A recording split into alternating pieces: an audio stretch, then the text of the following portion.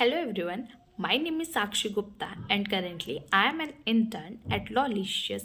So today I am here to discuss a fundamental aspect of our constitution, that is Article 19. So as we all know that our constitution of India provides us six fundamental rights, that is right to equality, right to freedom, right against exploitation, right to freedom of religion, cultural and educational rights, and the right to constitutional remedies. Article 19 comes under the right to freedom. Article 19 is a fundamental human right that encompasses various dimensions of individual liberty and autonomy. It is as important as it is regarded as a mother of all the liberties.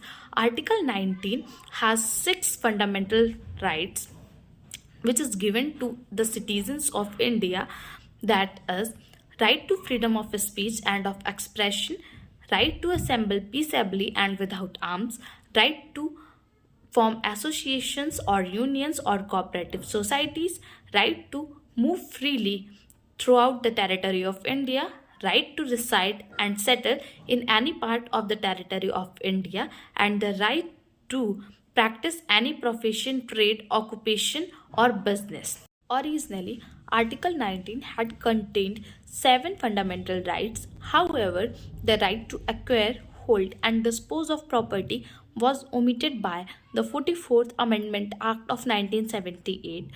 As we all know that any fundamental right is not absolute but qualified, so this one also. Article 19 is subject to certain reasonable restrictions that are mentioned in Article 19, Clause 2, Clause 3, Clause 4, Clause 5, and Clause 6. Some of them are sovereignty and the integrity of the state, security of the state, friendly relations with other states, morality, decency, defamation, public order, and incitement to an offense. If any one of them gets hampered or comes under any threat, then the Article 19 can be restricted. Right to freedom of speech and of expression is so important as it allows citizens to express their own views, ideas, opinions between each other, and it is so important for the self fulfillment, and it is also important for the development of the democracy. There are various facets of the freedom of speech and expression which are recognized by the courts, and there are various landmark judgments that are as follows.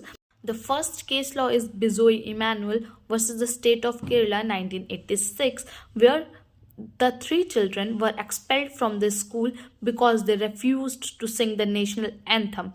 And the court here held that they cannot be compelled to sing the national anthem if they have some conscientious objections based on their religion. And from this case law, right to remain silent is also included in the right to freedom of speech and of expression.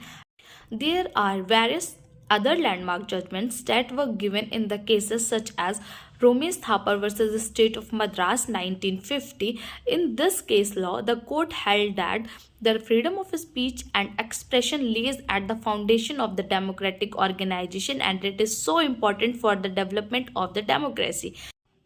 And in the case of R. Rajgopal versus the state of Tamil Nadu 1994, which is also known as Auto Shankar case, here the court was held that the freedom of press is also included in the right to freedom of speech and expression, and it was also held that the defamatory statement must be published and written.